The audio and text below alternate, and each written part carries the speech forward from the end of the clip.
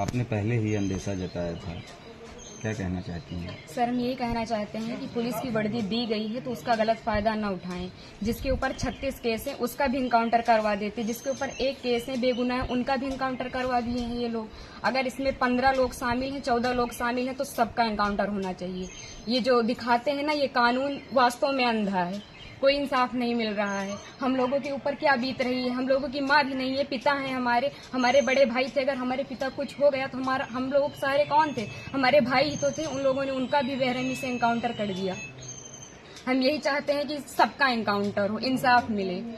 इस सरकार में हम अभी तक तो सरकार के खिलाफ कुछ नहीं बोल रहे थे, लेकिन वास्तव में जो हो रहा है बहुत गलत हो रहा है। ये नहीं होना चाहिए, चाहे फिर इसमें विपक्षी पार्टी हो या फिर कोई भी हो, कोई भी नेता हो, जो करवा रहा है बहुत गलत करवा रहा है। हम लोगों को इंसाफ मिलना चाहिए, ऐसा नहीं होना चाहिए था। जो किए हैं बहुत गलत किए हैं। भगवान तो उनको सजा देंगे ही, लेकिन उनको भी सजा मिलनी चाहिए कानून की तरफ से। अगर कोई गुनाह करता है तो उसकी सजा कोर्ट देता है, ना कि पुलिस ऐसे इनकाउंटर कर देगा। आपके भाई का क्या स्वभाव था, किस तरह से, कैसे आप लोगों के बीच में रहते थे वो? सर, हमारे भाई का स्वभाव एकदम सरल था, पढ़ने लिखने में भी अच्छे थे। हम लोगों के साथ एकदम फ्रेंड के जैसे बिहेवियर उनका था, और गए थे तो बात भी होती थी, और हम लोगों से बहुत ज्यादा उनको लगाव स्नेह था, जैसे कि हर एक भाई बहन में होता है। और आज ये सुनने के बाद जैसे लग रहा है कि हम लोगों के जमीन पैर से एकदम खिसक गई हो।